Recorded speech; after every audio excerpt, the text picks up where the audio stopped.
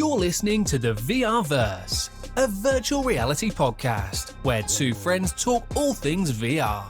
Now, let's join your hosts, the VR Realm and Dr. Oculus. Hello, everyone. Welcome to the VRverse.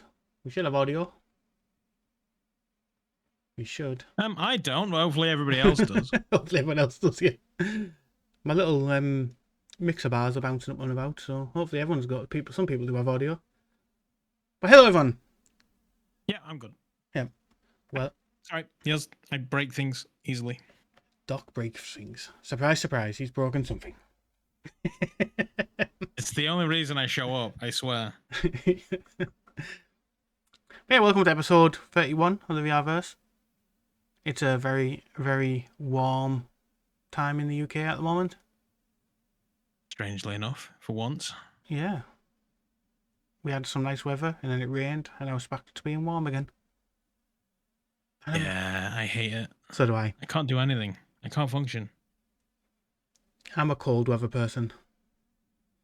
Yeah. Very much so. And it's just too warm. But life goes on, I suppose. It won't be much longer and then it'll be terrible weather and we'll probably be like, oh, I've got to stay indoors and play VR. Yes. I'm just very much, happy to stay at home and do nothing. Life found a way. I'm broken. Hello, everybody.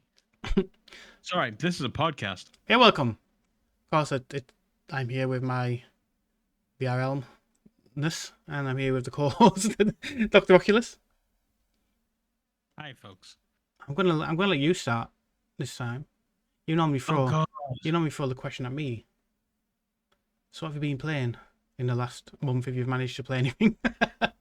Technically, life kind of found a way to throw a bunch of curveballs at me. And I don't think I've played anything.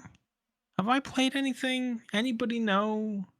Anybody watch me? I don't really think I've done much. So much has come out. We've had Windlands and Wallace and Gromit DLC for Walkabout and Attack on Titan people have been playing. Many different things have come out and I've played nothing. You played one thing. I watched you play on stream where you're walking through a subway. Oh, yes. Yeah, that game was fun, actually. It was weird, and I meant to get a drink before we started, and I didn't. The Exit 8 VR, Yes. which what I imagine is one of these weird viral sensation games that everybody was playing because it was odd and obscure. And then they pivoted and made a cracking VR port of it, like in very little time. And it's super functional, and it's like, if you tell me they made it for VR first, I would say, yeah, that tracks. That's good. Yeah. It's just a bit of a cheese dream, which is great. Yeah. Like, I played it as well to review, and I think I spent about 2 to 3 hours just trying to do it. Yeah. But yeah, it's a game about having wits about you and spotting things, and as a typical bloke, if it's not right at the end of my nose, I'm not going to notice it. I did, yes. There were definitely things that times when I was like, wait, what changed? I had no idea what changed. Yeah. But things had changed. But yeah, it's a very simple premise, very simple concept. You walk through a corridor, if you notice something changed, you turn around. That's literally it. Yep. But it's just so damn fun. Like it's so, and the thing is, it's something, provided you can get past the smooth locomotion element of it, although it might have options. I stopped checking. As soon as you can get past that element of it, I think literally anybody could play that game. Like my mum could play that game. Yeah. Which is great. It's accessible. Do this and do this. Walk that way. Yeah. If it's the same, keep going that way. If it's not, go back. But like, I think the time I actually got through it, there was one time I was just like, I can't say any differences, but I just got a feeling that there's got to be a difference somewhere, and walked backwards, and I Mhm. was right, but I don't know what the difference was. I just like it seems like there should be a difference by now, like here. Yeah. I'm going to turn around and Yeah. go that way. Fluked it for one of them, but what I like about it is some of the differences are very subtle, and some are like in your face. Painfully obvious, yeah. Like you'll walk around a corner and there'll be a poster just plastered 18 times down the corridor, and you're like, okay, yeah, that's clearly obvious. And then other times I'm like, what's changed? I don't know what had changed, and it was literally just. I don't want to say what they are because if Yeah. you're gonna play yourself, go play yourself, and yeah, just keep a keen eye. But yeah, tiniest little things. And Yeah. some of them didn't happen immediately either, which was interesting. And some of them can be fatal, which I found out. Mm-hmm. So that was good times. But yeah, I did play that. You are absolutely right. Another game I did play, although it didn't immediately knock me off my feet, was Riven. Mm. The sequel to Myst is out and it's available in both flat and VR. Yeah. And I don't know, there was just something about it. It seemed performance to be a bit lacking. Mm. I didn't get enough time with it to say whether it was definitely a me thing or a them thing, but it was fine, I suppose. I do vaguely remember getting slightly better the more on I played with it, but it was a bit odd, and I thought, I'll give that a bit of time and come back to it. What I should probably do is go back to Firmament, because I did exactly the same thing with that one. Yeah. Launched it, played it for about 10 seconds, and then went, this game's not ready yet, and walked away. So I should probably go back to that one now, and then by the time I finish that, Riven will be available. So I played Riven offline before I come out, and I wasn't like streaming or recording anything, and I seemed to have an alright performance from it. Yeah. I did knock the shadows down and stuff, but I was like, yeah, that's it. I should probably tweak it a little bit. Yeah. And playing things on stream has always got that little bit of performance hit. So the things that I know, the things probably fine. areas I know are normally bad for VR for performance. Like the shadows seem to, for some reason, cripple performance. I was like, I'll knock the shadows down. That's the thing, because it's a flat and VR game. You feel like they've tailored it to look as good as they can flat, which means we have to do the optimization for VR. Yeah. And I just don't think I was in the right headspace to deal with that kind of game at that time. So it didn't go as long as or as well as it could have. But I will go back to it, because let's face it, they're great games. To be fair, I've never done any of them. I've not finished Myst, I've not finished Riven, I've not finished Abduction, I've not finished Firmament. I need to have a Cyan Worlds, just a massive session where I play all of their games, I think. I think Abduction is the only one I haven't played, because for some reason I couldn't get it to launch. Anytime I try to launch it in VR, it just like loaded the game up and then just automatically just closed it down. I was like, don't know what's causing this. And I never went back to try and figure it out. Worked fine in flat screen, just went up in VR. I'd get to the menu and then it'd just go jump back to the Steam like home thing. And I was like, Yeah, worth looking into, I think, because it was the time I played it on the wheel. I think I played it on Viveport first, and then said, "Yeah, this is a good game. I'm gonna come back to this." And I bought it in a sale since, and then just never gone back to it, because I know it's something that's going to take so long to play, and I only ever play 20 minutes of a game and then move on. I think Firmament took me out 13 hours. I think not Firmament, sorry, Riven took me out 13 hours. Yeah. 13, 14 hours, I think. I need to play more. Definitely. Well, yeah. So it's like Cyan Worlds games are always up there with like the puzzle games. Like, yeah. I'd played Myst before on flats, like when it come out, and I never ever played Riven. So Riven was like a new experience. I mean, it would have been a new experience anyway, because obviously it's changed a bit since playing it on click FMV type game. What? Yeah, that's a very old school. I remember owning Myst way back when, and just thinking this is amazing. This is what PC gaming is all about. Yeah. And now, it's here we are again in the future times of virtual reality mist and I need to like break my legs or something so I have more time. Although if I broke my legs, I still don't have more time because I'd still be able to do everything I do now. Maybe like a lottery win or a 1 year vacation. I don't know. I need more time in the day. I'm trying to think what else I've done in the last. When was the last podcast? When was the last? I feel like it's been many weeks. 1, 2, 3, 4. June. Was that last one? Yeah, it's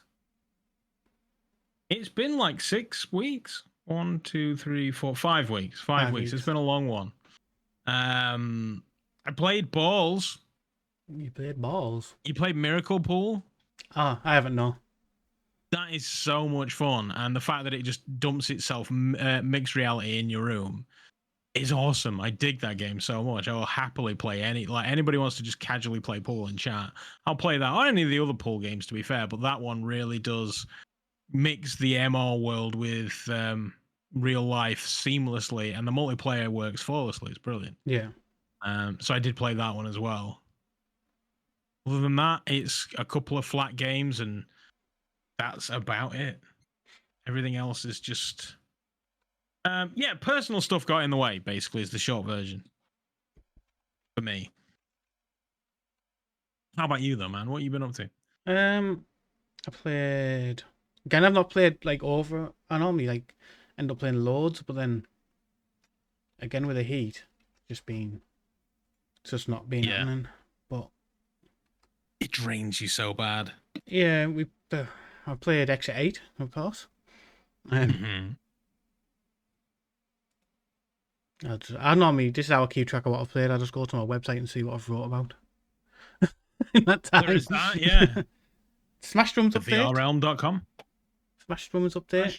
You updated the multiplayer, the mixed reality. Okay.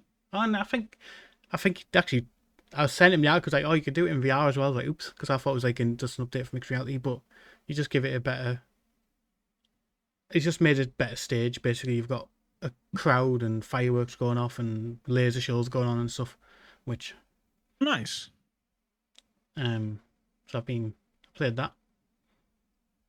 I like it. One of my favorite rhythm games. He's just released a new track pack, but I haven't checked it out yet. Pop Legends. He's just like the Cure Pop Rock Legends, Cure Supergrass, things like that. So I'll have a look. And the rhythm game I've been hooked on. Really, really hooked on. Spin Rhythm. I've really been hooked on that. You really have been getting into that? Yeah. It's again, it's a flat screen / VR game. Right. They do have a VR control scheme in it, but I just don't get along with it. So I just use you can use either the buttons on your touch controllers or whatever, but I just normally use an Xbox gamepad. Yeah. I just can't get used to like you turn a wheel with a pointer, and because the idea of the game is just spin a wheel, hence the name. And like tap. It's aimed at like a DJ MIDI mixer thing, right? Yeah. And with VR, you can point out the controller with a laser, move the wheel, and then tap with the controller to hit when you need to tap the notes and stuff. But I just didn't take to it and that at all. I just like the more simple. Apparently, you've been playing Titan Station. Yep. That looks interesting on the Steam page. It's got a 9 out of 10. But what's the VR realm say about Titan Station? It was good. I just picked it up because it was in the Swedish sale. Because obviously there was a Swedish developer sale to celebrate late Swedish summer or something. Can't remember what it was for. And they just had loads of games on sale from Swedish developers. And I looked at it and I was like, oh, that looks interesting. Never even heard of it. I just looking through the sale. It's like, never heard of that. It's got a VR DLC, which lets you play the game in VR. And that's just like a Firewatch, but like a sci-fi site. Right. Like a sci-fi Firewatch where you're walking around the station, fixing stuff, learning more of the story through a radio that you're carrying with you, doing tasks doing your jobs down the station. Go and do this for me, do that for me type thing. And you learn more about the characters, more about the actual story. Do you like space games in VR? Mm-hmm. They're always gonna impress me. So I wish I'd seen it sooner. I would have probably picked it up. Although it's not exactly breaking the bank at a whopping £8.50. No, at full price. I think it's about £3.40. I think it's about £3.40 in the sale. Yeah. Buck joined this last stream when I was playing the second half of it and seemed really interested in it. So I was like, I'll gift him a copy when I get off stream because he seemed really interested in it. So. Did see he also owns this, yes. Yeah. Just for why it's on sale. It's like £3.40. I spend that buying a coffee in the morning. Well, I mean, yes, if you're going to go for coffee, then why not do it on Steam Games? But that was that's definitely worth looking at. Even at the £8.40 Tory, I think it's took me about 3 hours. It says I've got about 6-7 hours in it, but what happened is when I bought it, I launched it on flat screen. And sat there. And then thought, before it launched, I was like, I need to go and like get a drink. And then I sat downstairs. I thought, I'll sort my tea while I'm here. And when I come back up, I was like, oh crap, I've had that open all the time I've been down there. It was about 3 hours. I did it on those 2 streams. Like. Okay. But yeah, definitely worth checking out. Worth a look. Yeah. You've been digging Thrasher, apparently. Thrasher, yeah. I really enjoyed Thrasher. I've yet to play that. It's on my to-do list. I would possibly. I've got about 8 different games. I'm like, I'll stream that on ... And yeah, so I was gonna stream that tomorrow night, and I'm also gonna stream a different game tomorrow night, and a different game tomorrow night. I need a personal assistant to just say, do this thing now. Like a big. It's a massive fan of Thumper, so obviously when I saw Thrasher, I was like, I need to play this game. I don't think it's as good as Thumper. I don't think it's got that oomph that Thumper had, but I still enjoyed it. Thumper, so I never really got along with it. Thrasher's a bit easier than Thumper. I would say maybe I'll get on better with this one. But it's like very similar art style, similar type of music. You sort of control the space eel. I'll do it with your hands or with a controller. See, dude, your website is dope. The hand tracking you do with your you move it with your finger, and it works really well. My lighting was just bad, so every now and then I lost tracking. Right. Yeah. If you do with a control, you just sort of get a triangle in your hand, and it will just follow the triangle. Basically, it's like not so. I'll probably use a controller. Yeah. Yeah, I found after I tried it with a controller, like I thought, even if I was loving it with hand tracking, the controller just seems so more precise. So. And then the Infinite Inside is mostly fine. I was high hopes for that game. Yeah. I need to see if my early access version has turned into the full game. Yeah, that was I enjoyed what I played, but I don't think it's groundbreaking anyway. And what it does. I was very I was impressed with the demo that I played. Yeah. Well, the groundbreaking thing was in mixed reality when you get the mixed reality of it looked very nice. When you get like the totem in front of you where you've got to solve the puzzles on. Yeah. That was decent. We'll see. You mentioned it in the earlier Attack on Titan.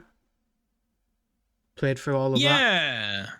You've played that. You've not reviewed it yet. I did a preview of it because they weren't allowing scored reviews for when the embargo dropped. So right. But I played it all and I talk about it all in there. I just couldn't give it a score basically, so I just called it a preview because I was like, I can't give it a score. But everybody seems to be unanimous that it's not as bad as it looks. Yeah, the trailer did it no justice at all. Yeah. I was a fan of Attack on Titan, so when it popped up with, obviously when they announced it just give you the Attack on Titan VR thing, didn't it? It was like a splash thing, not a. Then they released the gameplay trailer, and I was like, oh my god, that looks terrible. It didn't wow people, yeah.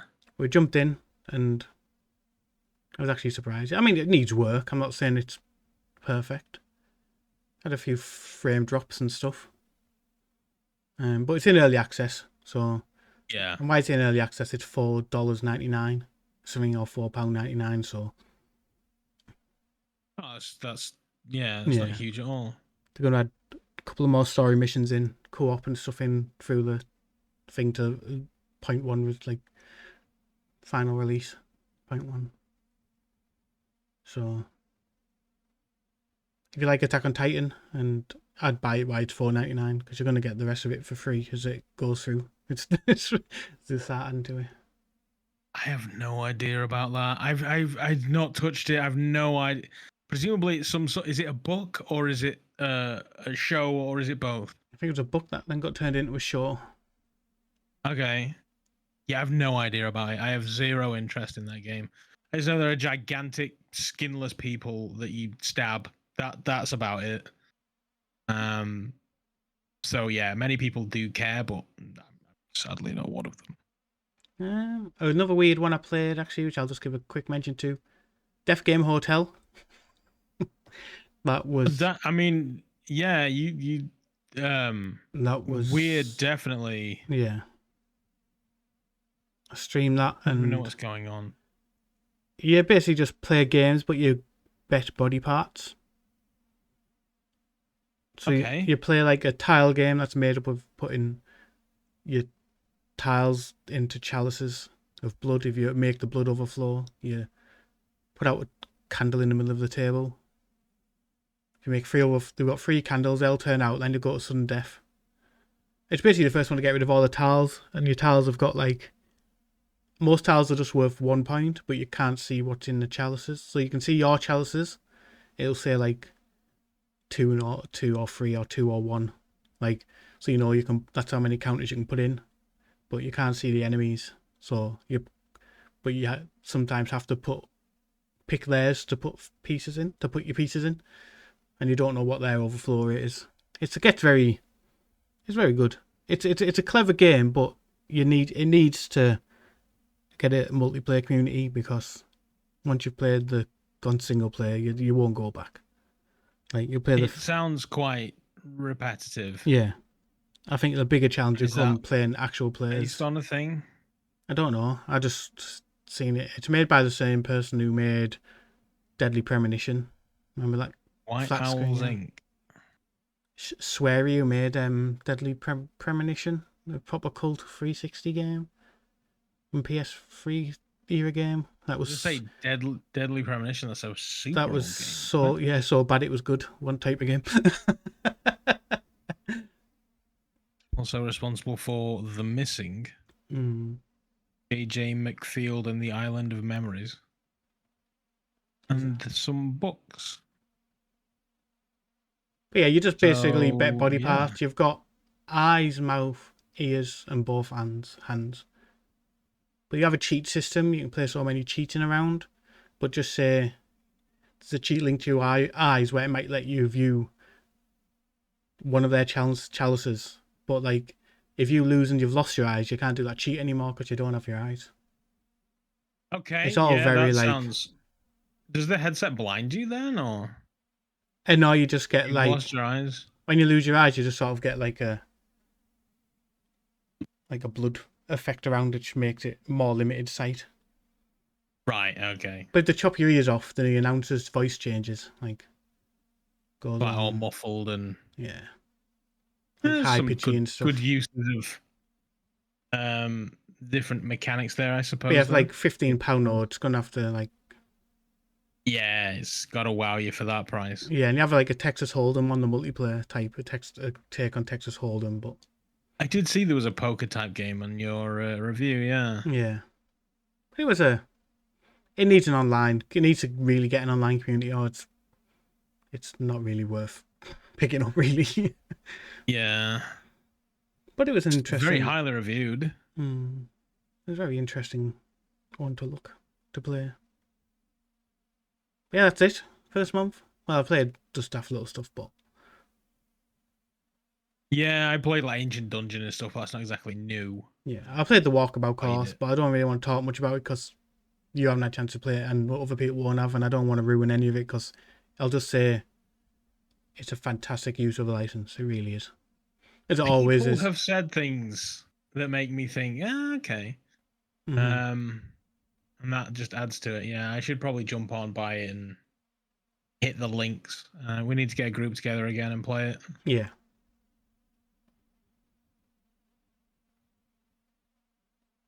I think I've played the easy course twice and I've had 2 minor scores. I don't know what's going on. I never finish on minor scores. Wait, you say you end up with a cricket score usually. Yeah, I had a -2 and a -1.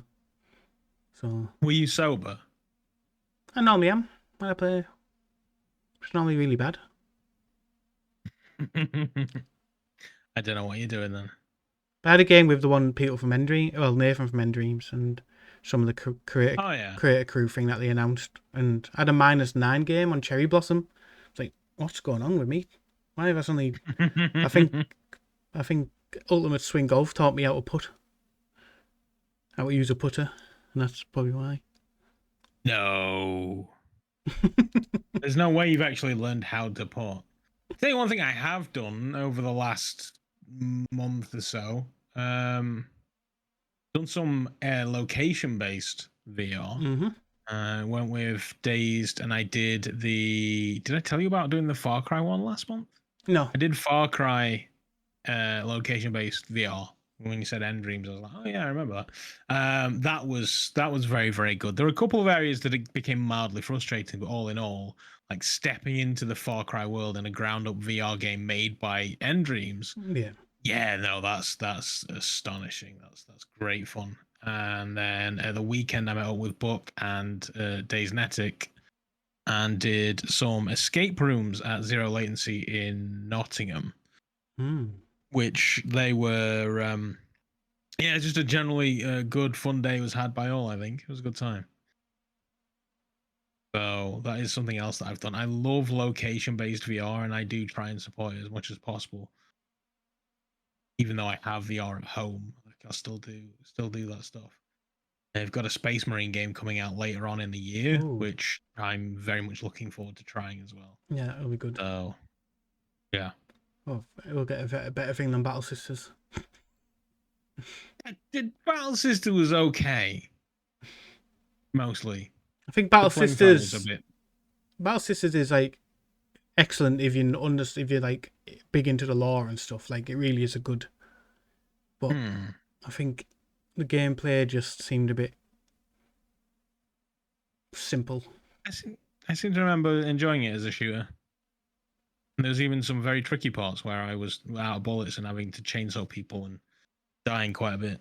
I generally have a pretty good time. I say just the chainsaw, not the chainsaw, the flamethrower. I was like, okay, yeah, here we go. And then it was just like red and yellow blobs coming out of it. Was more like a paintball gun than a flamethrower. And I was like, oh, that's disappointing. But other than that, everything looked cool. I dug it. I think I would like to try the Far Cry one, I think, because I love the Far Cry. Well, I love the Far Cry games. I stopped playing them after about 3, like, religious, like. So I haven't really played. I played about half of them, to be fair. I've played all of them, I think, at this point. Yeah. 3, 4, 5, 6, New Dawn. I didn't do Primal. All of the modern ones I've done. I had a great time. I'll have to find a nearby meet space to you and get booked in. Yeah, definitely. Definitely. So we've had I think we talk about PSVR like every episode, but it's one of the main things. I mean, Meta have released some interesting updates, and I can't talk about it because I was in the headset about 40 minutes ago, and there's now a thing where I can design my house or something as part of the software update. I don't know what that was. I turned mine on and I had something on mine installed. I didn't know what it was. Is that what? Yeah. It's called something. I just turned that on. I was like, what is even going on here?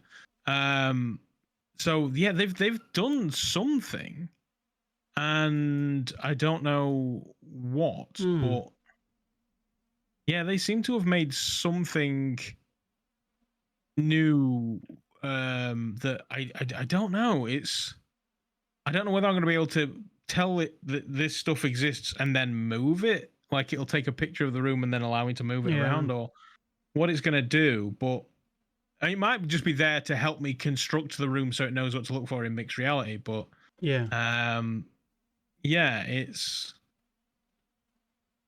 interesting to say the least. But they also announced that Meta AI's thing, didn't they? But I didn't really look into it much. No. So the thing is, I've got the glasses, and the people in the States have had Meta AI and these for ages. But every time I ask it what I'm looking at, it just tells me to arseholes. So we'll see if it's. Are there like transition lenses to put in their Meta glasses?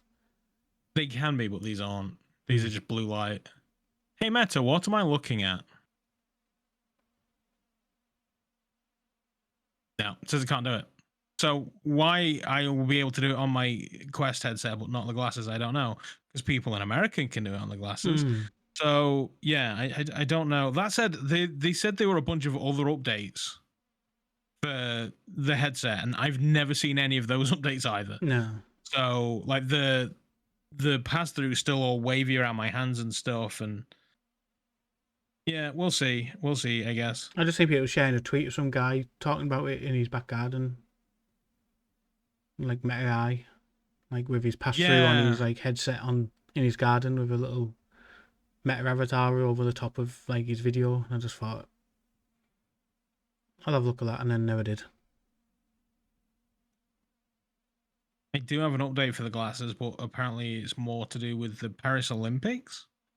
I can ask it which country is leading the gold medal in gymnastics. Search Apple Music and share photos to my story hands-free. Nothing about the AI. So, yeah, we'll see. Well, that will be. I mean, they're adding a lot of features to the Quest 3 that will be lovely features. They're not for a Quest. No. That's the problem. They're features that you want on, like, you want them on these. You want them on the X-Real Airs. Yeah. You don't want them on a Quest. The Quest is just too big and cumbersome. I don't want to be walking around and then be like, oh yeah, I'll just slap on this whacking great big VR headset and then ask it what flower I'm looking at in a florist. Like, it's ridiculous. They're great features, and I guess that'll get it in the hands of more people. But ultimately, it's pointless for real world application. Yeah, so like with your, it's no good. Like the Meta glasses and or the X-Reals or phones doing now, just take a picture of it and it'll tell you what it is. That makes way more sense rather than having it on a Quest. So a bunch of the features, I think they're there just so they can say, well, Apple can't do it. Yeah. That's literally the only reason I think Meta are doing stuff, which, to be honest, you know what, fine, screw it. I'm all for that. I'm up for Meta trying to compete with Apple. Because what they'll essentially do is drive down the price of the Apple headsets, which is what we need because they're way too expensive. They came out in the UK now. You can buy an Apple Vision Pro. Yeah. So that's a thing. If you're feeling especially rich, you can go out, buy an Apple Vision Pro, and do Apple Vision Pro things. I don't know. Skateboard whilst wearing a headset out. Yeah. It's a great device. And there is, admittedly, every day I see more and more things saying, oh yeah, I'm coming to Apple Vision Pro in winter or whatever, in the fall. So more games are coming to the Apple Vision Pro, which is a great So I think that's why Fresh had to like focus more on the hand tracking side of it, because that's coming to Apple Vision Pro, and I think they've had to like think, well, yeah, that makes sense. They you see, there are people that are saying, oh well, we're making controllers for the Apple Vision Pro. Yeah, I've seen, which is brilliant. Who tweeted out they've got they look some a lot like I think it was MRTV, wasn't it? Yeah, but they just look like Quest 3 controllers. They look a lot like Quest 3. Now the big problem with that is I've been in the Apple universe for quite a while. I had the first iPod Touch. I had an iPod before that. I have had varying docking stations and different things that connect to iPads and stuff like that. And ultimately, one day I would turn the device on, I would plug it in, and it'd be like, this accessory does not work with Apple. Yep. It had made for Apple on the box. They literally sold the rights for them to use it with Apple, and then all of a sudden Apple just patched it out. So I can't imagine a developer creating a game that requires controllers, knowing that Apple could just say, yeah, no, your controller doesn't work anymore. Yeah. At any point in time. There's just no point. There's no point in spending the money. No. So until Apple either, basically release or, I say guarantee that a peripheral will be supported, but they did that with my docking station and that vanished. So yeah, until Apple can essentially say, yes, this is perfectly fine and we will never ever change that, there's just no point in making something that's not just hand tracked only. Yeah. So I love that people are making controllers, but just be prepared that Apple might just stop them from working in a week's time, and you've wasted all your time and money, as well as all the poor schmucks that bought it. Yep. And there's nothing you can do. There's somewhere in the terms and conditions it'll say that you can't do it. Yep. Wow, I feel like I elevated myself about 2 feet on a soapbox just then. Yeah, so I love that people are making controllers for Apple and stuff, but there's just no point. Yeah. Don't see the point. I wonder how it performed in the UK. Now it's in Europe. Now it's out. I wonder if it's like... It would be good to know, yeah. Because on one hand... you see a bunch of people on Twitter saying, oh, I've got the Apple Vision Pro. But then again, we're the target market for that. So we're definitely going to see people doing this. Yeah. I'm just curious to know how much weight does a piece of bitten fruit have to Joe Public? That's what I'm curious about. There are people that are just, they'll buy the latest MacBook or they'll buy the latest iPad because they love Apple products. Yeah. So will that be something people spend $3,500 on? Like when it came out in America, there just seemed to be like all these stories about seeing people sat in like cafes with them on and stuff and things like that. But I was like, never really seen it since it's come out in the UK. But I suppose being out in America for so long, it's probably lost the hype of like the social media. Like you don't really. Oh, possibly. Yeah, the people that truly, really wanted the Vision Pro, got on a flight to New York and went and picked them up and then brought them back to the UK and let me play with them. Yeah, they were very, very special for a point, but now anybody that's all your tech YouTubers, your Justines and your Marcuses, and they've all played with Vision Pros and nobody cares anymore. Yeah. Until they release a new update because the thing is that I played with it when it first came out, and I played with it a month or two later, and they'd made massive leaps and bounds changes to the operating system in that length of time alone. They'd done great things. The first, the avatar system that they had, the next time I saw it, it was so much different and so much better. Yeah. And that was just in a short period of time. So they've probably iterated further for the UK and the greater worldwide release. And I think eventually they will definitely get to a point where I will own an Apple headset, probably generation 2, maybe 3. Because the thing is they're still testing the waters at the minute. But I think once they nail down everything and then start getting costs down,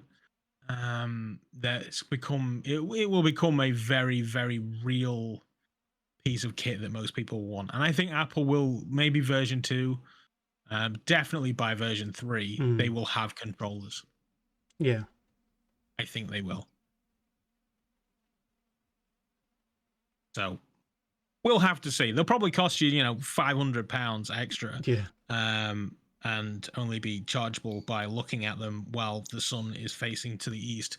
But still, they'll be perfect for what you need them to be, and they'll make the headset amazing. Yeah. So we'll have to see what they do. I don't use Apple. There we go.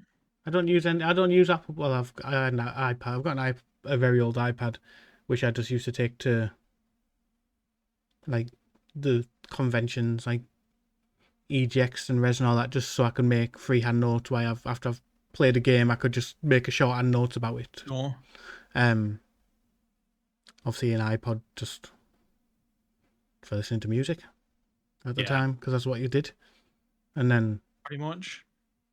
Yeah, I've never really been. But one thing you say about Apple products, they're designed to work.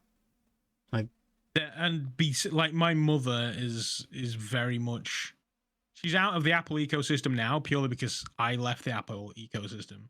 She'd always get my hand-me-downs. In fact, no, she's not. She just bought an iPad.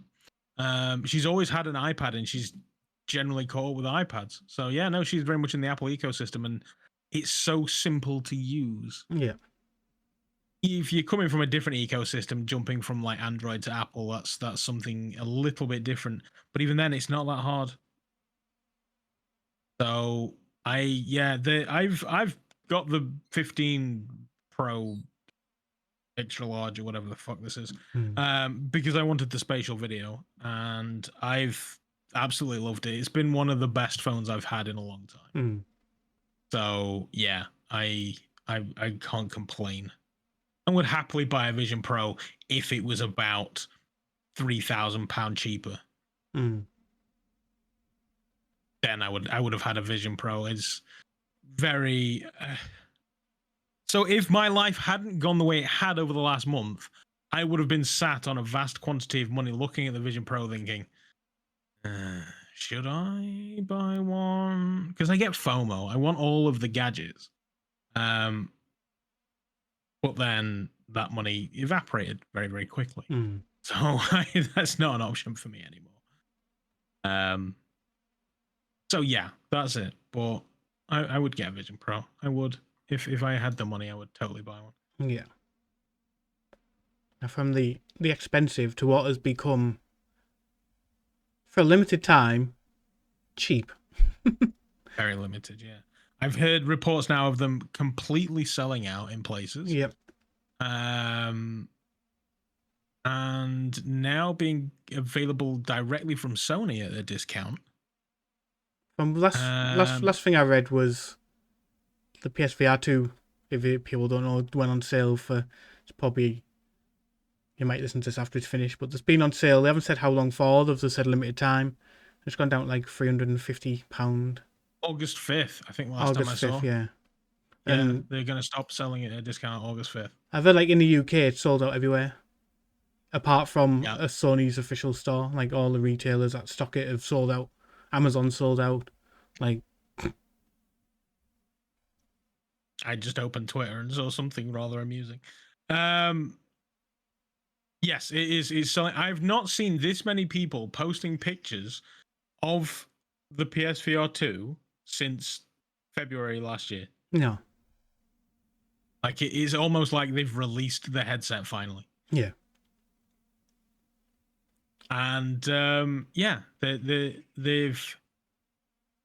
There's also a lot of rather. Well, what's your thought? Do you think Sony are basically clearing the shelves because they don't care anymore? This is like, it hits two things to me. Either they're just wanting to make it attractive with what we'll discuss it later, with obviously PC coming, VR support coming soon. So they're wanting to make it more tempting for that, to make users of PC think we can buy it, or like you said, are they just trying to clear left stock so they can sort of just make them like, oh, we aren't just write the headset off. Yeah, we aren't producing anymore. Basically, we aren't gonna like make any more. You just, that'd be a mistake if they abandoned it. Yeah, but I think like once the sale's over, it goes back to being the price it is. It's just gonna go back not to selling again. I mean, the price is definitely going to be a thing that has stopped people from buying it, and now it's reduced. A lot of people have said, right, okay, this is the time. It's way, way, way, way, way cheaper than it used to be. Yeah. So I'm going to jump on it. And I do not blame anybody for buying it. I've been tempted to buy another one. I already have one. I was tempted to buy another one, so I had a spare pair of controllers, since I don't want to sell them on their own. Yeah, between that and the thought of maybe just making one a dedicated PC headset. Yeah. Because I don't love the idea of plugging it in and out all the time. No, like the adapter in and out all the time, and yeah, because basically the adapter is going to be connected to your GPU. You're going to have it plugged in somewhere, but then the USB-C cable, you're going to have to hot swap between your PlayStation and your PC. So I thought, okay, maybe, because it'll be the cheapest, best, probably PC VR headset if it works. If this is a big if, because let's face it, at this point in time, all we know is it's coming to the PC and it's going to have none of the features that make it fun and unique. Yeah. That's pretty much all we know. We don't know how well it's going to function. And this is what hits me online with, like, I think the PSVR 2 fan base is so dedicated to it, but they released the most toxic crowd into it, and you see on Twitter everyone going, "Oh, this is going to be the best PC VR headset available," blah blah. And you're like, no one's had the chance to test it yet. It might run like shit. No one knows. It's a bit of a different horse plugging it into a PC than plugging it into a console that's made for it. Like, different games, you're going to have to change different settings and things like that. It's like, how do you know it's going to be the best PC VR headset? See, on paper, it's going to be better than most. Specs wise, yeah. Because you will have the resolution, the refresh rate, the OLED. It's going to be better on paper, but in execution, it could be the fiddliest, most awkward headset you've ever seen trying to get running. And I've sat through some pretty shocking headsets. I've done it with Pimax and the Pi tool, so I've been in through the trenches. There are some very interesting headsets that's there was one that I got from Mike, the VR Oasis, and he bought it from Walmart for like $10. I was like, oh yeah, let me give me money for this. He's like, no, you're doing me a favor taking this headset away. And when I installed it and tried to use it, I was like, oh my god, if this is somebody's first experience with VR, because it was $10, this would be a bad time. So yeah, I've sat through some janky headsets, to say the least. And then I've had people join on that video and be like, oh, you're insane, you don't know what you're talking about. And I'm like, you've not listened to me though, have you? As a headset, it is mildly functional, but it takes so much setting up and faffing about with that it's not a great first experience for people. This is... I don't know. Yeah, it's just, like you said, PC VR is a different horse altogether. Like, to plug it into a console, everyone has different setups, everyone has different configurations of hardware. It's just, is it going to work with AMD well? Well, it should do, because isn't that what they use in the consoles? Is it going to work with, like... You'd imagine so, but it's... How's it going to be? My worry is that it's going to be the other way around, that it's going to be too good. So I find that I get insanely good performance on my Index, and then I get worse performance on my Quest. And that's because the Quest has got a higher resolution panel in there. So to do that kind of resolution at that kind of speed, it's hard. So part of me wants to make the PSVR my dedicated PCR headset. I want it to have that as a PC VR and leave the Quest to standalone. Yeah. But then part of me is worried that it's going to be too powerful, and therefore mean I get worse performance than I do even on a Quest, and I end up just going back to an Index because my 3080 isn't as powerful as it could. So it's yet to be seen. I mean, everyone I've spoke to in VR, like, who has a PlayStation VR, like you, Games with T, Alex, and the people from Cross Button and stuff, like, they're all... The response I always get of people who already have, like, the Quest and stuff, are you going to buy the adapter? Everyone's just like, yes, just to see how it works.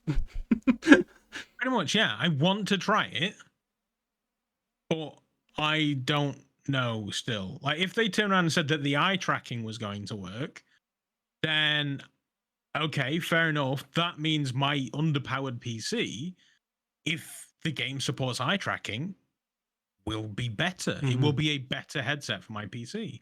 But because it's not going to work, do I want it? Do I care? That's the big thing. And then the other thing is, so I was talking to Buck at the weekend, and he was saying the other thing about it that's potentially going to stop it from becoming his daily driver on PC is the controllers last 5 minutes. Yeah. They don't have the biggest battery. Mm-hmm.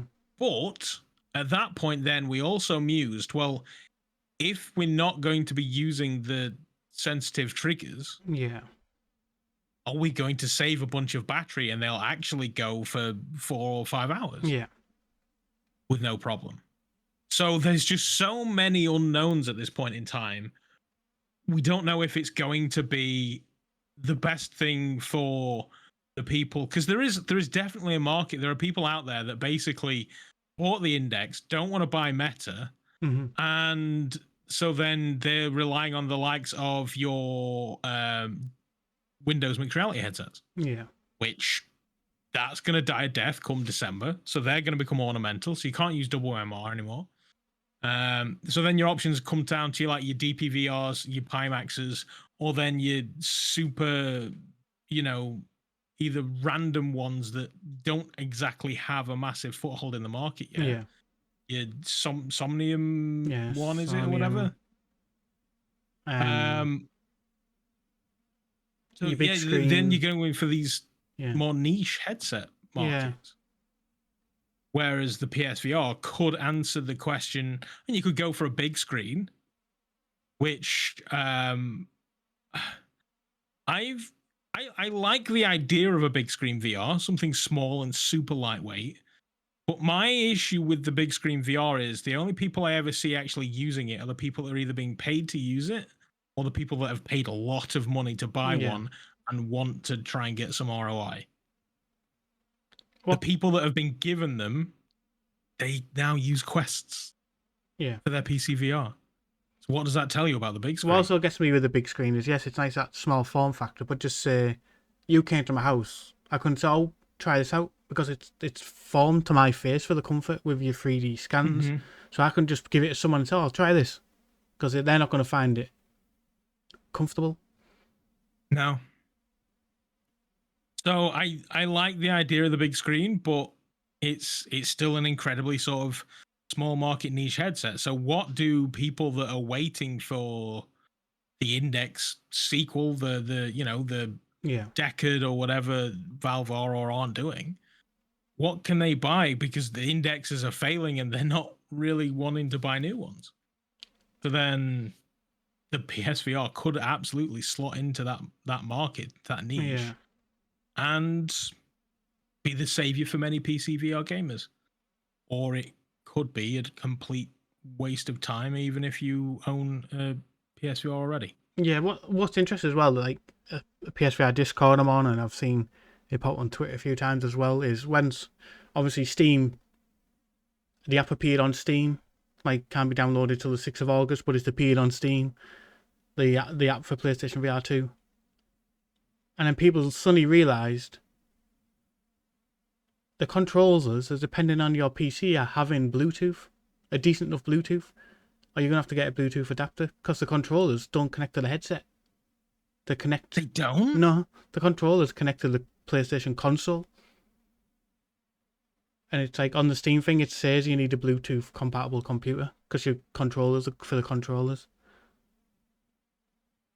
So again, that's going to hit a point of how are the controllers going to perform to your PC.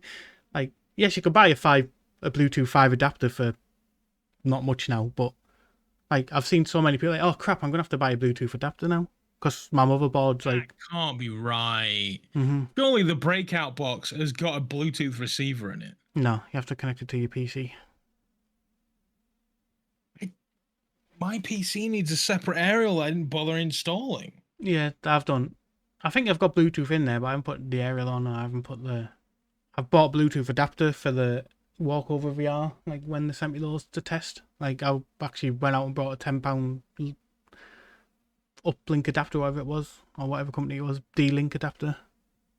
Well, I have a Bluetooth dongle, but that's dedicated to the Wooja. Hmm. So I need another one. Yeah, so how are the controllers going to perform for tracking and like I said, that's another thing. Another thing thrown in the mixes as well. Are developers going to do the bindings for them? Are you going to depend on community bindings for the controllers and stuff like Peter? That's all these things that could go. I imagine the bindings, because the controllers are basically the same as a Quest. Yeah. I can't imagine bindings are going to be a problem. The DPVR's binding problems with some games.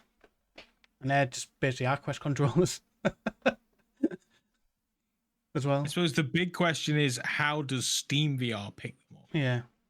Now, the thing that gets me with the fact that there is a PSVR app on Steam, yeah, maybe that's gonna makes me think about WMR. Mm-hmm. You can't just plug in a WMR headset and it'll work with Steam VR. You have to download the Steam VR WMR software. Yep. So it's going to be kind of like that. Yeah. It could be a massive failure. It could be like, I certainly don't think that new people to VR want to be connecting it to a PC. No. And expecting a good out of the box experience. I think you still need to go. You still think you need to go to Meta for that kind of, low cost, low commitment, high quality experience. You're gonna have to go to Meta for that. Buy Quest 2, they're cheap as hell. They connect to a PC fairly easily. Yeah. I did see in game the fiber optic cables were 44 quid. Saw that the other day and thought, do I want to go down that alley again? I've got plenty of cables, and that last one failed after like a week. Yeah. So I don't know if I do want to go down that alley again, but I was tempted. I think Southpaw in the chat there saying like Bloodmere got better after a couple of years. But when the latest controller's basically the same, that was Quest, it's not much of an issue. So maybe it's just not as bad. Yeah, same with DPVR. A lot of them do work, but the older games, which people probably won't be buying. Like if I go and play Robinson the Journey, I've got to use the DPVR software to tell Steam I'm using Vive ones, and then it works absolutely fine. With the older games, but people might not download them. But if it's people first getting into VR, they might think, oh look, that's only this much. Like I'll grab that, and then it might not just work because it might be an old game. But it's a risk you take. At least with Steam, you can do your refund. The thing, because way back when, it used to be because Meta, or no, I'm going to say it, Oculus. Because Oculus didn't have controllers, the go-to game to develop, the go-to headset to develop things for was your Vive. So frequently you would buy a game and it would have Vive inputs, but it wouldn't know what to do with your CV1 controllers when you got it. Yeah. And then that seems to have pivoted the other way now, where just about every game knows exactly what to do with a Meta controller, but then other controllers start to get a bit more niche. Yeah. And it doesn't know what to do with an index controller or a Vive wand. And you find yourselves having to rely on the Quest controllers a lot more. So as long as it's sort of Quest controller adjacent, I think you should be fine. Yeah. Exactly. It might connect up and run fine, and like I'd prefer it to do that. Like I don't want it to fail as a PTVR set. I think it's a solid piece of kit. I know they're taking a lot of the features out, but I still think that's the thing. Are they taking them out, or are they just incapable of implementing them? Yeah, that's maybe what it is. Yeah, because let's face it, it's not been designed for the PC, No. so it could be completely impossible to bypass whatever they're stopping them, and they may never arrive. Yeah, which would suck. But yeah, it could be that they can't implement the features. The thing that bugs me, so they said that the box doohickey was coming August 10th, 12th, 5th, soon in like 2 or 3 weeks. I can't pre-order it yet. No, can't find it anywhere. Like it's not even mentioned on the store. Yeah, it's not even like got a page where you can't pre-order. On the blog post when they announced it's coming in August, it was like, oh, it'll be available in select retailers through the PlayStation Store and through select retailers, but they haven't said who the retailers are going to be available through. They haven't even listed it on their store as an item. It makes you wonder if it's just half cooked, and they're going to be like, look, we'll release like 1,000 of them, and then those people can get pissed, and then only 1,000 people will be angry rather than everybody. And then you'll have the scalpers like, I'm going to sell it for 250 quid for this adapter. Oh, they can arseholes. I'll never pay that. No, I wouldn't know. I've never bought anything. Sony, where is it? Yeah, Sony, give us... Where's my adapter? Yeah, just let us pre-order. And once again, we become negatively vocal, and Sony are like, yeah, you know why we're not giving you Astrobot? Because of that, motherfucker. Yeah. Shut up. They're gonna give us they're gonna release a GIF of Astrobot dancing on the adapter. Well, I mean, now it's just a gigantic screw you. They're now also releasing a controller, aren't they? Astrobot controller. So yeah, there's that's becoming a thing. It does look damn pretty though. So yes, it's I don't know. I don't think they are. Do you think Sony's backing out? This is the thing, because also not CES. There were a bunch of people playing with like a grey Sony VR standalone headset thing. Mm-hmm. So Sony clearly have. I mean, admittedly, that's not aimed at consumer. That's more enterprise, but clearly they're not abandoning head-mounted displays.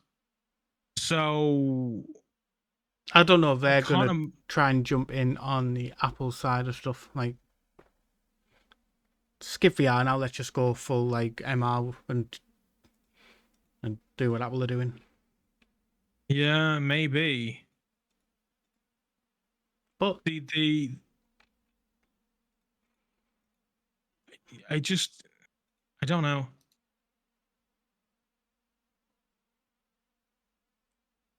It's gonna suck having to connect your controllers to and from the PlayStation and the PC all the time. Yeah. Shit, I didn't think of that way around either. Wow. I genuinely thought they connected to the headset and it would be fine. Yeah. I didn't think about it like having to reconnect it every time you want to use it. Like, even if I could just take the dongle out and just put the dongle between the two devices, so I never had to connect them to the PC. Now I want a second PSVR. Shit, do I buy one? But they are, yeah. There's links to all of the website and the how-to and the setup and all the bits and bobs. Yeah. Or the PSVR on PC. So they've got a lot in place, but where's my adapter? This is what I want. Yeah, because I imagine like they don't actually start selling them till like the day it comes out. People are just going to be like, well, what we're going to do? Like, well, this is the thing. The software is coming out on the 6th. Yeah. So the software is useless unless we have the hardware. So come on, Sony, give us the hardware. And then the next thing we have is with it is the adapter comes, got the controllers. Now my brain just gone. I just had a proper brain fart there. Oh, will Health, for example, what was Helldivers? You're Sony are going to make you have a PlayStation account to use this app, I bet. Guaranteed. No. Well, hang on. We can actually check. They haven't mentioned it, but I reckon they will make you have an account. There's a policy in a user agreement subject to license. Somewhere in the user agreement, it could potentially say that. Yeah. But And imagine if they do that. Like, I can't imagine them not, because it's like something officially theirs, isn't it? Where... Well, I'm shocked that they're not making you have a PlayStation. Yeah, same here. Yeah. So the fact that that's even a thing is fine. I genuinely thought it'd just be a Steam Link app for the PlayStation. Yeah, so did I. Honestly, yeah. I a little bit wish it was. Yeah. Because that would be so much more convenient. But oh well, this is what we have. This is what we get. Yeah, I do. I wish it was actually a Steam Link app. Then I wouldn't have to faff around pairing and unpairing my controls all the time. Now, I want it, like I said, I want it to come out and be great, and I want the PSVR community to actually see some of the PC VR games they'll probably never see, like Half-Life Alyx. I guess. I suppose it's just. Don't know. I'm. That controller thing has really bummed me out. In a big, like, it shouldn't affect me as bad, but it really does. Pairing Bluetooth devices is the bane of my existence, and they're gonna make me do it all the time. I am genuinely considering buying another PSVR just to connect it to the PC at all times. Yeah, like I said, until you mentioned it, I didn't think about it. You'll probably have to unpair it, like pair it for every time, because you're going to pair it to between each thing.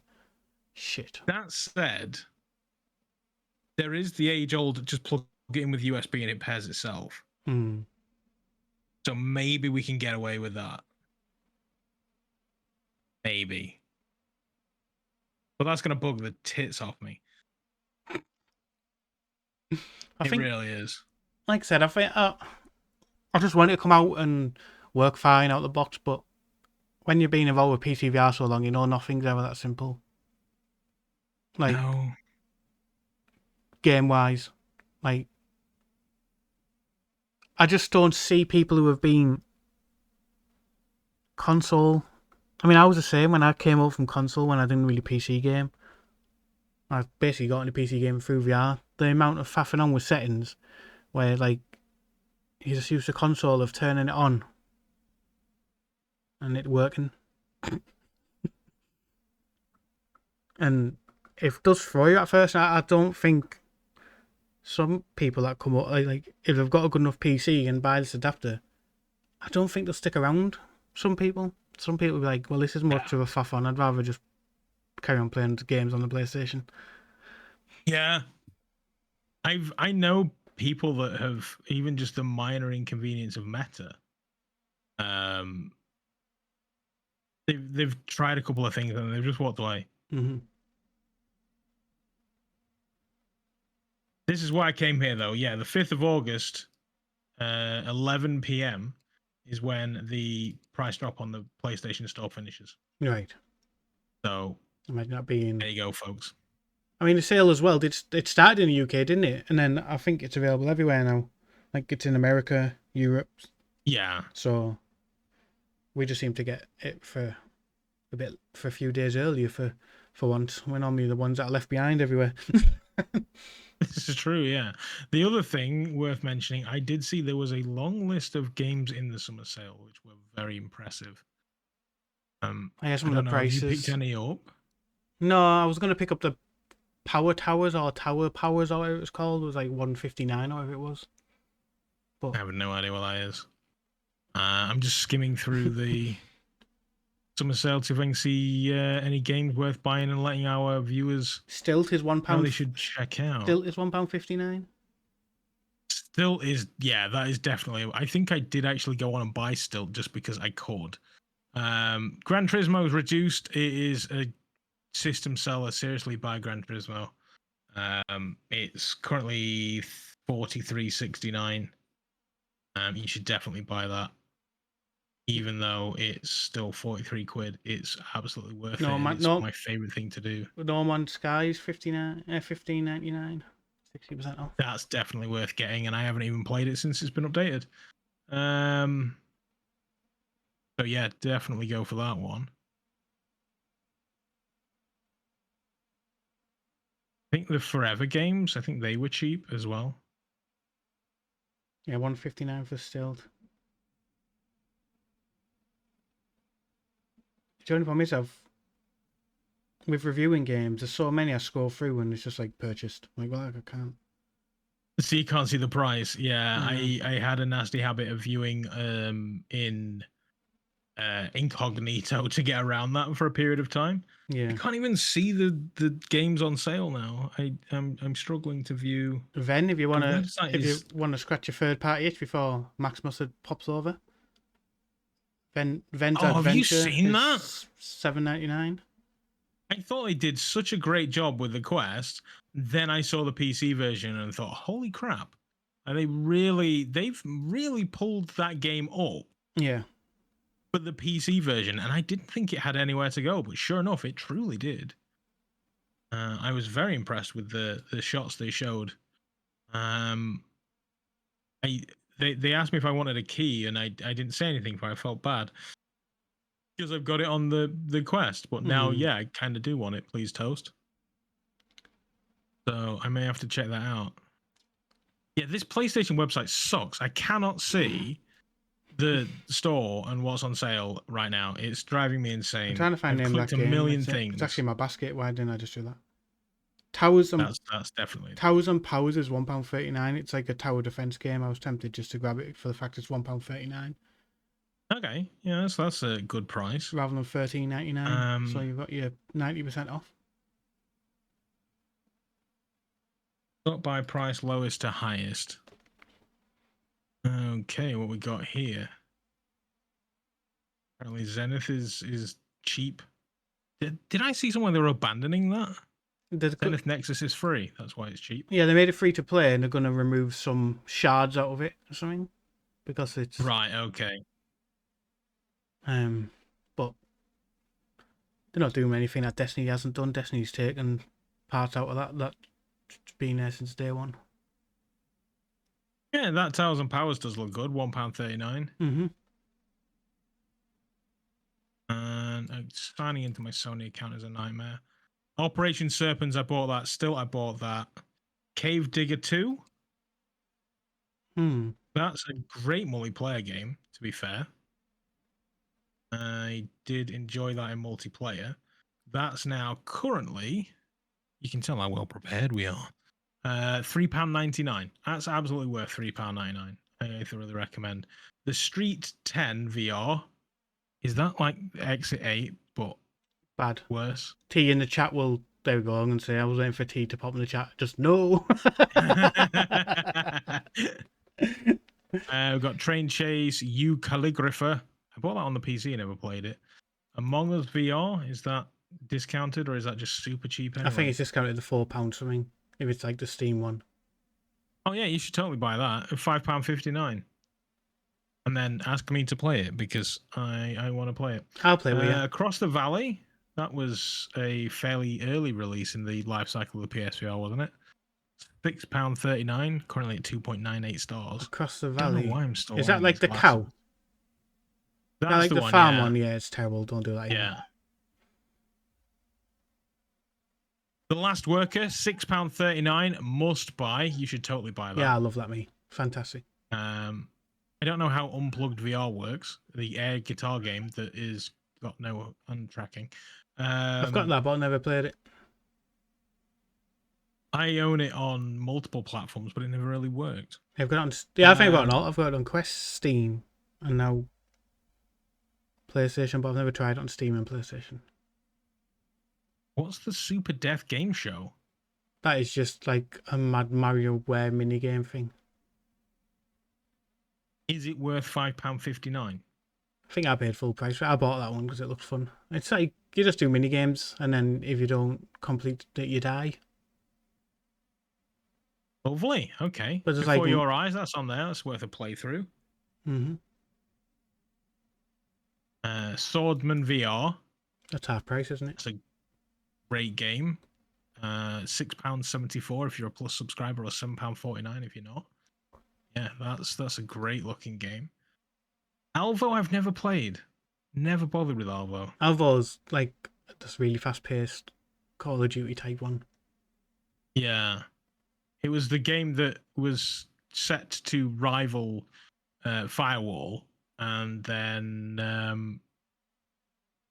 nobody cared at that point, and they've kind of dragged it onto multiple other platforms since, but it's never quite taken off, has it? Yeah, I made it on PlayStation VR 1, but yeah, tried it when it comes to PSVR 2. Oh, it was a Quest. I've done it on all of them again.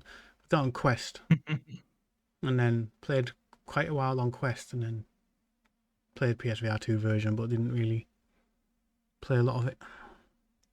Go Signals 40% off. Get it. Thoroughly recommend. Yeah, get that.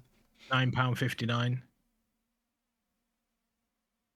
Never played Ven. I played the raw beta of it, I think, and gave them feedback and said that it was fine, but it just lacked polish. I think I played through it on PC then. They never spoke to me since. I think I played Ven on PC. Oh no, definitely. This is a must buy. Stop what you're doing, everybody. Buy Pixel Rip 1978. It's $11.99, 40% off. Go buy it. You might hear a familiar voice in there. No, definitely not. They're coming to get you, Barbara. Yeah, no, you'll definitely not hear anything like that. That voice ruins me. So yeah, PlayStation selling stuff cheap. Go. Yeah. Buy the headset if you don't have one. You got a headset. Oh, you've just even if you just bought a headset, hammer the sales. Why it's on? Yeah, now is the time for sure. Get Resi. It's a great headset. Don't listen to the internet. It's not terrible. If you don't own Resi Village for any reason, for your PlayStation 5, I think that's about £13 at the moment. That is worth $13.49 or something. That is worth grabbing. Moss. Buy Moss. Love Moss. 1 and 2. Buy Sushi Ben. Buy them. It's not on sale, but buy Sushi Ben. Red Matter will blow you away. Buy Discronia if it's on offer. I think See Smash VR and Seventh Guest. Both of those. Absolutely worth getting. One thing you got to take away if you listen to this and you've just bought your PlayStation 5 headset and you don't have any VR headset and you see all these things around saying it's got no games. People say that because they've already played all the games on another platform. It's got plenty of games. It's got so many. It really does. Yeah. Just because you've played it on another platform does not mean it's not worth playing on the Room. Oh, I love that game so much. Vertigo 2. There's so many great games. You really will have a great time. If you want to have a little bit of lumpy pumps in your pants, buy Madison. Nope. Could not pay me. You could no. Maybe you could pay me, but it would cost a little bit to make me play that game. It truly would. Have some. Yeah, like I said, there's plenty of games which span genres, many genres. So I would say get it right now. Also, if you Koi Love Blossoms, but don't get that. What? Don't get that. It just looks so. Games that he loved it. He got to kiss a girl in it. He was happy. Oh, brilliant! That's great times then. We got Windlands has just come out with it. Did Windlands 2. Me and T were playing that last night. It's another game that's spanned across multiple platforms, but it's fantastic.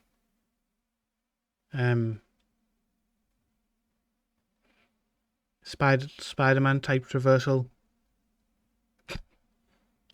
Fight things. Windlands is exquisite. There's another game that apparently I'm somewhere in there. If you find it, tell me. I'm trying to think what else.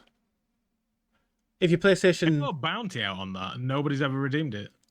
if your PlayStation Premium, there's a bunch of games have gone into that. Job simulators in there now.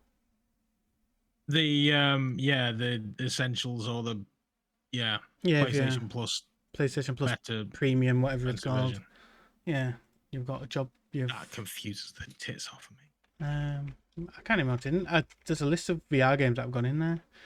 PlayStation Plus Premium. I've got Premium, but then I've never ever used it like for VR because I've already got most of the games that have gone into it. But yeah, Job Simulator, Before Your Eyes, Walkabout Mini Golf is in there. Saints and Sinners. There's insane amounts of so much in there. You've got plenty to do if you just acquired a PSVR. Synth Riders, there's just, yeah. You've also got things like Humanity Res, Tetris Effect, things like that, so... Definitely. Love Tetris Effect. Another Job Simulator was added in. Just a lot of stuff in your premium, yeah? So if you're getting one in your premium member, you've already got a good collection of games just to try out. A good selection. You'll probably play Walkabout Mini Golf and just want more and more and more.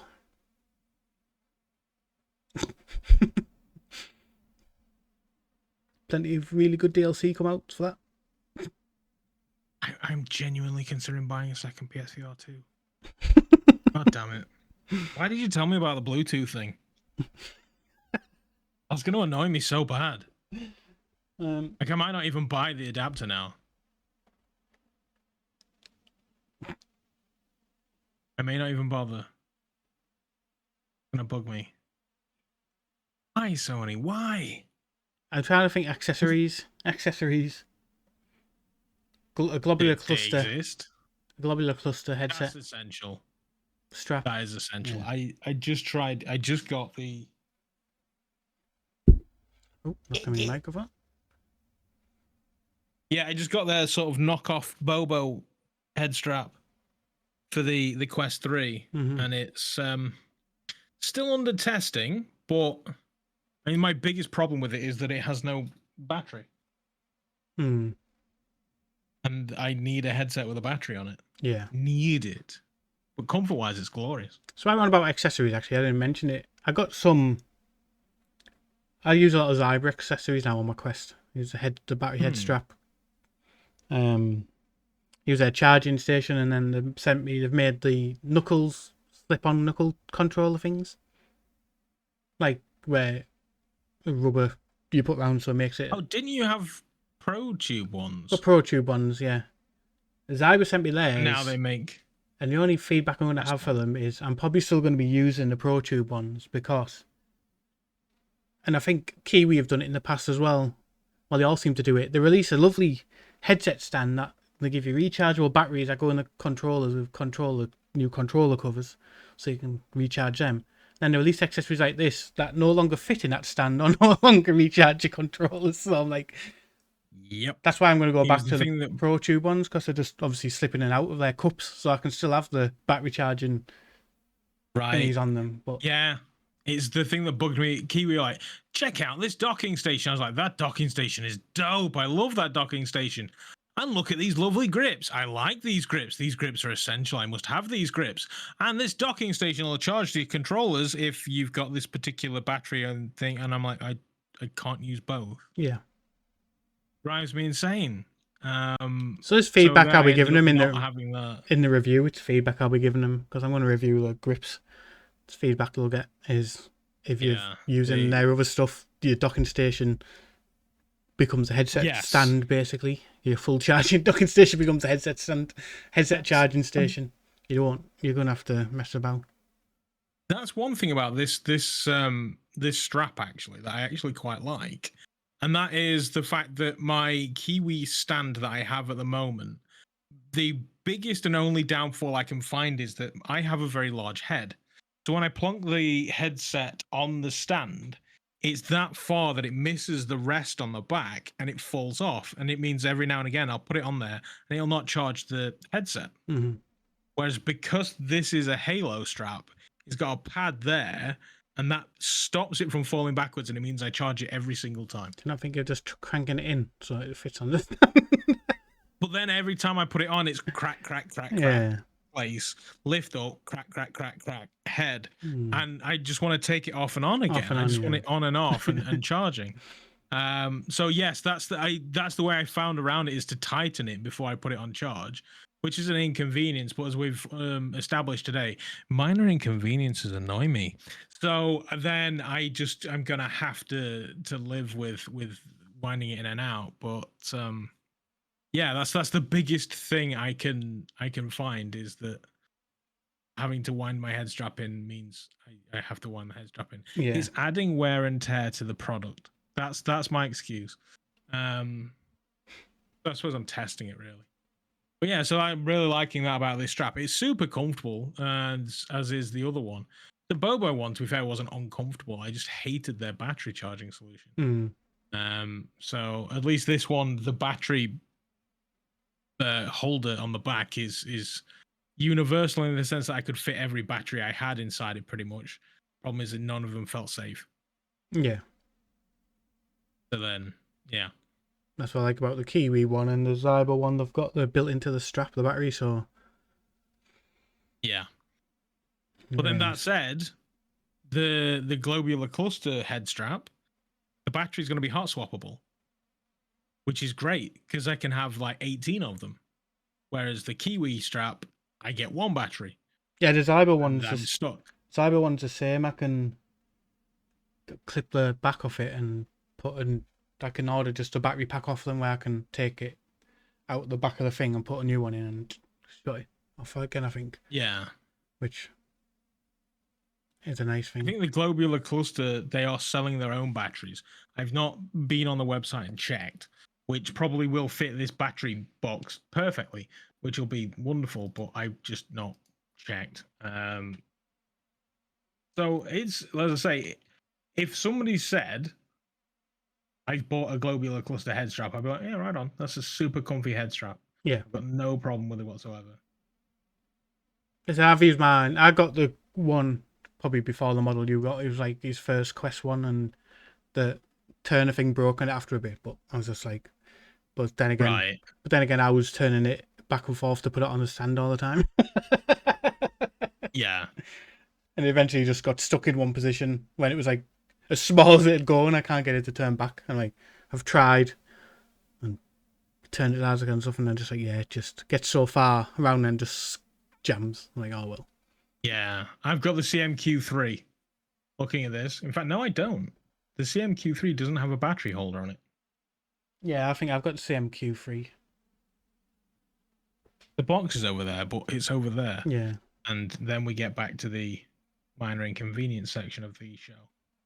Oh no, rest of mind battery solution. A rear battery holder and custom length USB-C cable are included in the package, enabling you to use the Anker 5000 mAh 22.5 watt multi-purpose battery bank. Available on Amazon here.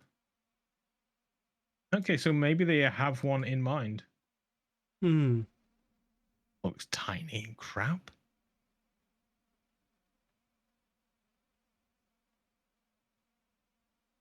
The Anker one worked. I don't know, because the battery is actually the back of the headrest. It's not in the actual strap. So I think you can just buy a separate headrest part off the back. So you can just, when one's ran out, you can just unclip that one and clip a new one in. Something like that. I know it's got a swappable battery on in some way. I mean, they're super cheap. And get one from as little as £11.22, apparently. This is Amazon.com. Where's .co.uk? This is for me for future times, not while we're doing this live. So yeah. Has the chat asked us any questions? No, I haven't even told them to. If you want to ask us any relatable questions, please drop them in the chat, and we'll get to them. Yeah, no mention of Bluetooth. Yep, no mention of Bluetooth.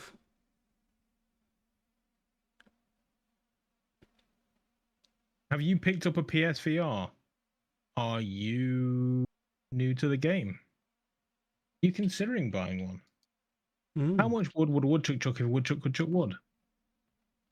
Now, what I think would be interesting is if we get a successful PlayStation VR user fan base in Steam from this, will we start to see some of Sony's exclusive VR games make its way to Steam, like we have some of their flat screen games, like The Last of Us and stuff? Do you think they'll go, let's put Switchback on there? Did wonder.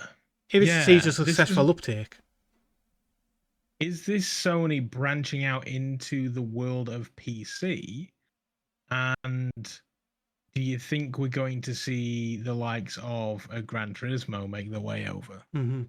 Because that, to me, would be just insane. Yeah. That happened. I don't think it would look as good on my PC. I don't think it would. I think the PlayStation has a lot of jiggery pokery going on, and yeah, I don't think it would be as good. Mm-hmm. I think I'd like to see it because I think there's some great games on there, but then again, it's like, well, I suppose it's sales for them, isn't it? But we've seen the state of some of the ports when they first come over because they'll use external studios support them, don't they? So we've seen the state of like when The Last of Us first come over and the outrage it got, how like bad it was. It looked like worse than the PS3 version, and eventually they got the fingers out and fixed it. I don't think any of the Horizons has ever failed to come over unsuccessfully, have they? No, and Returnal was good. So yeah, that's could be a maybe. Or do you think it's another way for Sony, like we were saying earlier, is it a way for Sony not to step away from VR, but it sort of puts a thing. We know they've got 2 in-house games under development, and that's it at the moment for it. But and even then, there's no telling they won't just completely shelve them. Yeah, that's the thing. The thing is, I think I'd be happy even if they just made a version of Astrobot Rescue Mission, just knocked one of those out, a PSVR 2 version. Just abandon that. Abandon any thoughts of Astrobot. It doesn't exist anymore. Give us a supermassive get him to do the give us a update Rush of Blood. A Rush of Blood would be fun. But I don't think they're going to bring any of their old first parties back either. No. I think they would have done it by now. The big thing, so I've chatted with people about this, developers that have PSVR 1 games, and have they thought about bringing them to the PSVR 2? And the big thing for them was always, and still is, there's no point. Mm-hmm. There is literally no point. There are people that do it out of just sheer passion, will, and drive. So the likes of, well, for example, Windlands 2. Mm-hmm. Windlands 2 has just become available for the PSVR 2. And it's not because they think they're going to make a fortune from it. No. They are purely doing it because they want to bring the game to as many people as possible. The Saints and Sinners, I can't imagine they're making a bunch of money from PSVR 2 people. No. But at least PSVR 1 people get to play it on their new headset. Mm-hmm. So they're doing it for the community more than they're doing it for profits. Yeah. So, yeah, I think that the motivation for people to port their games over to PSVR 2, I just don't think it's there. There's no financial incentives from Sony. So if they're doing it by themselves and for themselves. Yeah. Which is a shame. Clearly it's not going to be one of those sort of, you just flick a switch and it works. You've got to take out all of the way it was tracked before. Yep. Completely change that up. So I do hope that people do convert the games over to PSVR 2, do get a massive ROI, but I don't think there's a great argument to be made for that. No. Some questions so far. Games of T said, why does Dr. Oculus think Bluetooth is the best thing ever? Because Bluetooth allows me to share. It's just. I've had pads that I've chopped and changed between like Xboxes and PCs. And so you want to play on the PC with the controller. And then you'll press the button, and then your freaking Xbox turns on. And you're like, yeah, but I don't want the Xbox on. I want it on the PC. So then you have to connect it to the PC. Then you have to, because you've connected to the PC, you then have to turn your Xbox off. And it's just such a pain in the arse. I've now literally got more Xbox pads than I know what to do with. I literally have this one here. I've got this one here. I have one that's currently connected to the Quest, although I've cancelled my Game Pass subscription. I've got one in the front bedroom. I've got one in the front office, because that's what Kerry uses on her PC. I've got another one on this desk somewhere. I have Xbox pads everywhere because I just got sick of having to pair them all the time. And if I could buy another set of controllers fairly cheaply, I would. But I can't. No. And so now it's going to drive me insane. But like I said, at least the... Oh, no, here's the other one. Here's pad number 3. There we go. I knew I had more. I've got another one that I painted to look like space. I don't know where that's gone. But yeah, so it annoys me. But at least if I can just plug it in with a cable and it instantly pairs, that would be nice. But time will tell if that's going to be a thing. Mm-hmm. Hopefully it is. Hopefully. I think it's a lot of feedback the people I know spoke to when they sent that PlayStation VR feedback form out in the additional comments, and know everyone I spoke to put in there, sell the controllers separately now, please. It's been over a year. Yeah, they're going to start failing. Unless they're going to start replacing them, they need to start selling replacements. So, yeah, they need to think about that. Aftercare or any care. Be nice. So we'll see. Phone's got a question there, keeping it to PlayStation VR and the PC side of it. If they said they could definitely get one of the fancy PSVR 2 features working on Steam, what are you choosing? I have had an answer for this like a month ago, and it's never going to change. Yeah. I think eye tracking. Yeah. The sooner eye tracking can become the gold standard in VR, the better for everybody.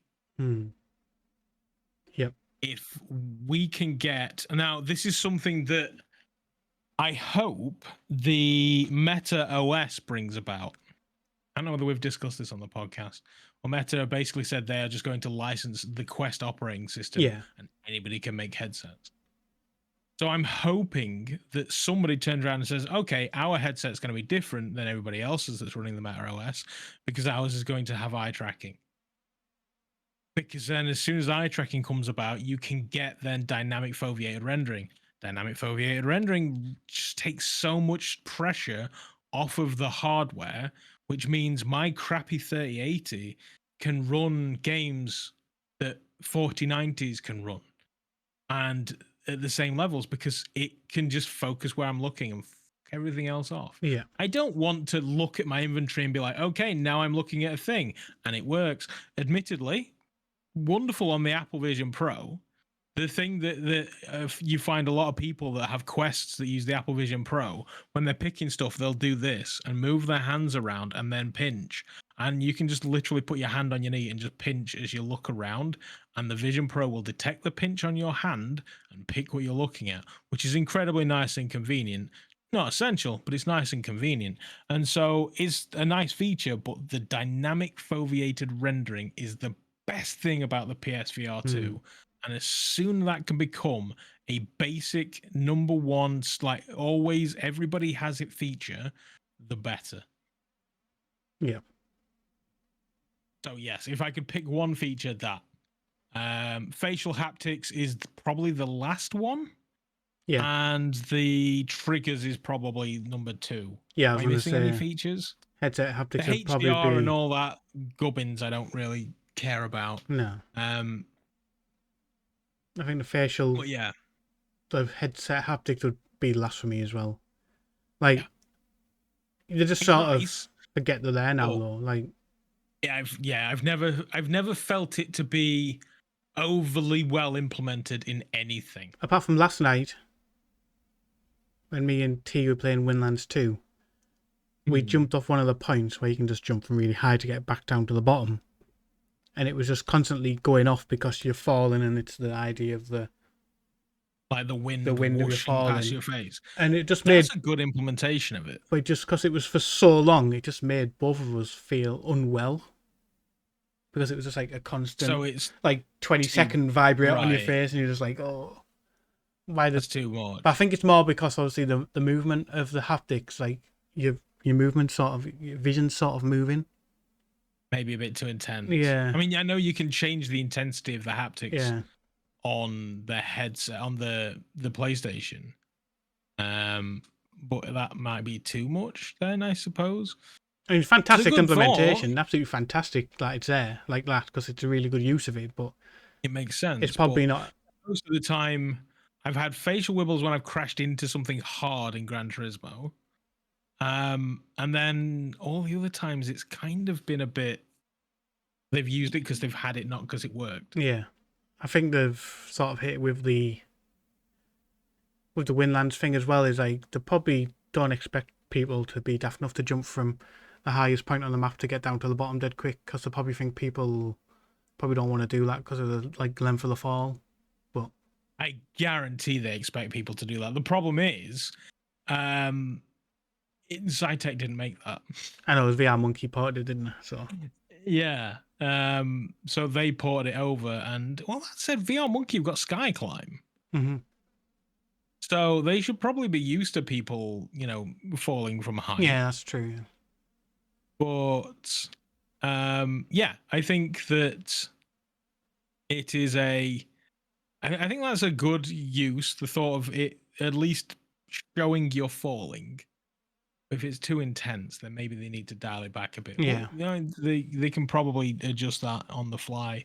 I know they currently have a thing where if you own the game on the PSVR 1, you get it on the PSVR 2 anyway. Yeah.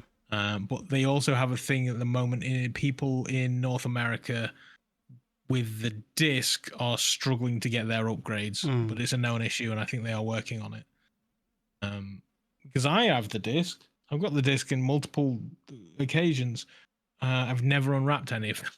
I think I've got one and I've never unwrapped, and that's my Synth Riders one, because my first ever game box, I had a quote from my website across the back of it. So I was like, I'm buying this physical thing. That's adorable. Yeah. That's I want to buy one now, just purely because of that. I was like, I'll buy it. It's the only one that's got the one box. Although I mean, I've known of a PA on the trailers because I've given high scores, but when we watched the upload showcase and Mount Madison coming to the Quest, and it was like, VR Realm, let's give it this. I was like, what? I didn't know I was going to be in this. What's going on here? Didn't realize that was coming. I've paid on the Riven accolades one. My score comes up when they list all the scores on a page on the Riven, the new Riven trailer. You did have a box for a different PSVR game. You used to have Wipeout in a box. Yeah. Don't know how that. And then you gave I it to don't know me. how that ended up. It's now in there. It's in the cupboard of no longer cupboard of shame. Yeah. with my other. I've got Battle Wake on disc. Tetris Effect I gave to a friend because, you know, share the love. What other games do I have on disc? Arashi Castle of Sin. Got Pixel Rip 19 because I bought the special edition of that came with the postcards. Yes, and I have this one. Cassette tape, USB thing, and so I've got that one as well. Your postcards smell like beer. I don't know. Some very special edition postcards that smell like beer. Did someone knock beer on them in there? Yeah, Anna was drinking while she was signing them all, and she knocked beer over on us. So yeah, that's it. The cupboard I should 3D print a sign that says the cupboard formerly known as the cupboard of shame. I mean, it is still technically a cupboard of shame, but it's more the shame of projects I've started and not finished, rather than just every piece of trash I have shoved in there so people can't see it. I've also got on disc one of the rarest PS4 games, which is a VR game, and that is The Lost Bear. They only made 12 copies of it, and I've got one. Yeah. They made 12 physical copies of the game The Lost Bear. Yeah. I don't even know what the fuck The Lost Bear is. It's like a side-scrolling cartoony one. I need to Google this now. You'll know when you see it. I really won't.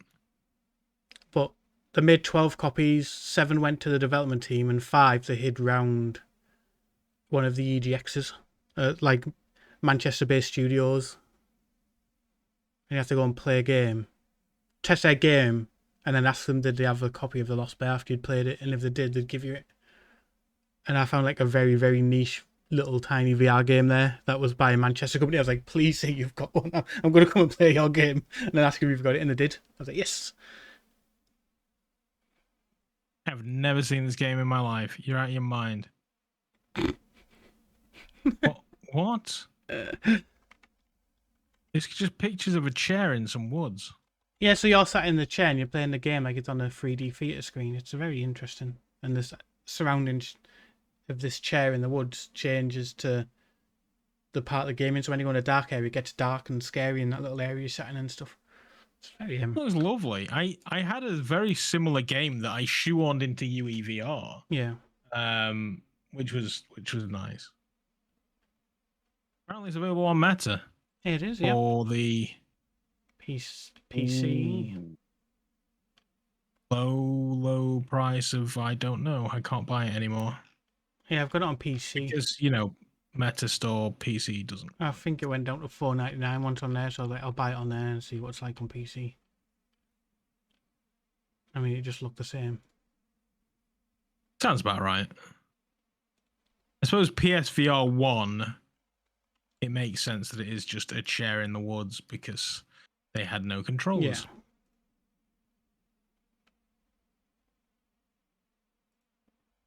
So yeah, that makes sense. So, Paul, aside from obviously this Twitch channel, where can people find you? You can find me on thevrrealm.com.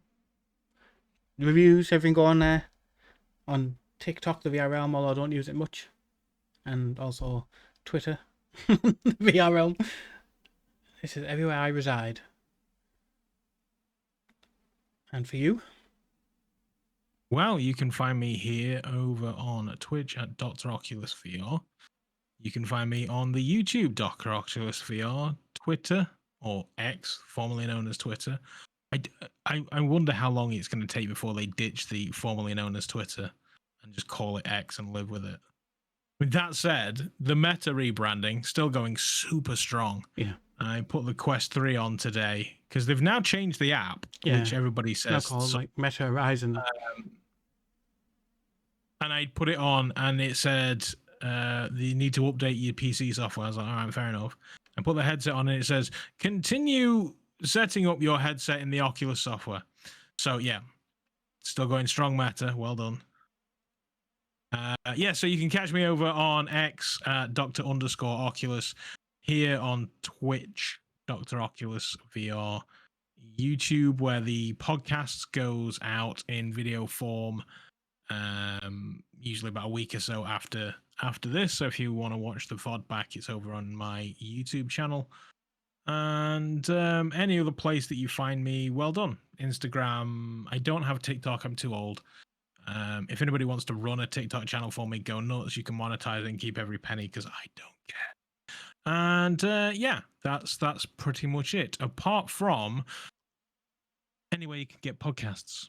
Honestly, I just thought we always forget to say them. The podcast is available on most podcast platforms. Yeah, you've got your Spotify, SoundCloud, Apple. I don't think it's on SoundCloud. Podcasts, Apple Podcast, Amazon, Anchor. Amazon Music, Anchor, Google. It's an Amazon Music. Yeah. Oh yeah, there's Amazon Music. YouTube Music, as it is now, or YouTube Podcasts. Yes. Because they replaced Google Podcasts with YouTube Podcasts, so it's on there. It's on. Yeah, there's just a lot of the platforms. It occurs to me I've sat here this entire time wearing these stupid fucking glasses, doing nothing with them. So yeah, if you want the audio version, you want to go back listen to old episodes as you're doing a job around the house or driving or want to go to sleep. It's on. Just make sure you get to sleep before we mention Bluetooth connectivity. Yeah. But thank you everyone who's been here. Thank you, Doc, again. And we Always a chore.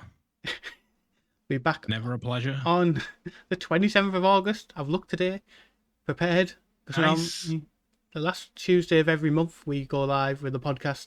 So next one will be 27th of August. We will hopefully have. And then the September one will be very interesting. Yes. Depending on how it all comes together. Yeah, we'll have to figure out the logistics of the September one, but we'll see you in August, if not before. Yep. Thank you, everyone. And we're just going to raid Tam 2. You know, it's Tuesday. It's only the right thing to do. Absolutely is. To raid Tam Tuesday. Thanks for popping by, everybody. So, again, thank you, everyone who's been here.